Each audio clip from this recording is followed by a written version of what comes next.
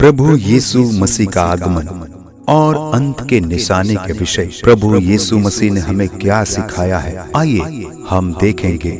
मत्ती रचित सुसमाचार उसका 24वां अध्याय वचन 1 से 51 वचन में हम इस बात को जानेंगे, समझेंगे और यह विश्वास करेंगे कि हमारा यीशु मसीह बहुत जल्द आ रहा है। संसार में घटने वाली घटनाएं और संसार की परिस्थितियों को जान ले और ये वचनों पर विश्वास कर ले कि हमारा उद्धारकर्ता यीशु मसीह फिर से आने वाला है।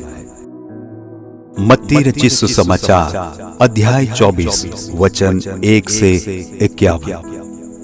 जब यीशु मंदिर से निकलकर जा रहा था तो उसके चेले उसको मंदिर की रचना दिखाने के लिए उसके पास आए। उसने उनसे कहा, तुम यह सब देख रहे हो ना? मैं तुमसे सच कहता हूँ, यहाँ पत्थर पर पत्थर भी न छूटेगा जो ढाया न जाएगा। जब वह जैतून पहाड़ पर बैठा था तो चेलों ने एकांत में उसके पास आकर कहा, हमें बता कि ये बातें कब होगी, तेरे आने का और जगत के अंत का क्या चिन्ह होगा। यीशु ने उनको उत्तर दिया, सावधान रहो, कोई तुम्हें न भरमाने पाए, क्योंकि बहुत से ऐसे होंगे जो मेरे नाम से आकर कहेंगे मैं मसीह हूँ, और बहुतों को भरमाएंगे। तुम लड़ाइयों और लड़ाइयों की चर्चा सुनोगे तो घबरा न जाना, क्योंकि इनका होना अवश्य है, परंतु उस समय अंत न होगा। क्योंकि जाति पर जाति और राज्य पर राज्य चढ़ाई करेगा और जगह जगह अकाल पड़ेंगे और भूकंप होंगे। ये सब बातें पीड़ाओं का आरंभ होगी। तब वे क्लेश देने के लिए तुम्हें पकड़वाएंगे और तुम्हें मार डालेंगे, और मेरे नाम के कारण सब जातियों के लोग तुमसे बैर रखेंगे। जब बहुत से ठोकर खाएंगे और एक दूसरे को पकड़वाएंगे और एक दूसरे से बैर रखेंगे, बहुत से झूठे भविष्यवक्ता उठ खड़े होंगे और बहुतों को भरमाएंगे। अधर्म के बढ़ने से बहुतों का प्रेम ठंडा पड़ जाएगा, परंतु जो अंत तक धीरज धरे रहेगा उसी का उद्धार होगा। और राज्य का यह सुसमाचार सारे जगत में प्रचार किया जाएगा कि सब जातियों पर गवाही हो, तब अंत आ जाएगा। इसलिए जब तुम उस उजाड़ने वाली घृणित वस्तु को, जिसकी चर्चा दानियेल भविष्यवक्ता के द्वारा हुई थी, पवित्र स्थान में खड़ी हुई देखो, जो पढ़े वह समझे। तब जो यहूदिया में वो पहाड़ों पर भाग जाए, जो छत पर हो वह अपने घर में से सामान लेने को न उतरे, और जो खेत में हो वह अपना कपड़ा लेने को पीछे न लौटे। उन दिनों में जो गर्भवती और दूध पिलाती होगी उनके लिए हाय हाय। प्रार्थना किया करो कि तुम्हें जाड़े में या सप्त के दिन भागना न पड़े, क्योंकि उस समय ऐसा भारी क्लेश होगा जैसा जगत के आरंभ से न अब तक हुआ और न कभी होगा। यदि वे दिन घटाए न जाते तो कोई प्राणी न बचता, परंतु चुने हुओं के कारण वे दिन घटाए जाएंगे। उस समय यदि कोई तुमसे कहे, देखो मसीह यहाँ है या वहाँ है, तो विश्वास न करना, क्योंकि झूठे मसीह और झूठे भविष्यवक्ता उठ खड़े होंगे और बड़े चिन्ह और अद्भुत काम दिखाएंगे कि यदि हो सके तो चुने हुओं को भी भरमा दे। देखो, मैंने पहले से तुमसे यह सब कुछ कह दिया है। इसलिए यदि वे तुमसे कहे, देखो वो जंगल में है, तो बाहर न निकल जाना, या देखो वो कोठरियों में है, तो विश्वास न करना।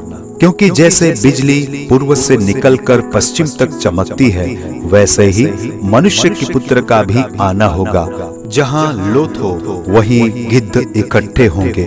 उन दिनों के क्लेश के तुरंत बाद सूर्य अंधियारा हो जाएगा और चंद्रमा का प्रकाश जाता रहेगा, और तारे आकाश से गिर पड़ेंगे और आकाश की शक्तियां हिलाई जाएगी। तब मनुष्य के पुत्र का चिन्ह आकाश में दिखाई देगा, और तब पृथ्वी के सब कुलों के लोग छाती पीटेंगे और मनुष्य के पुत्र को बड़ी सामर्थ्य और ऐश्वर्य के साथ आकाश के बादलों पर आते देखेंगे।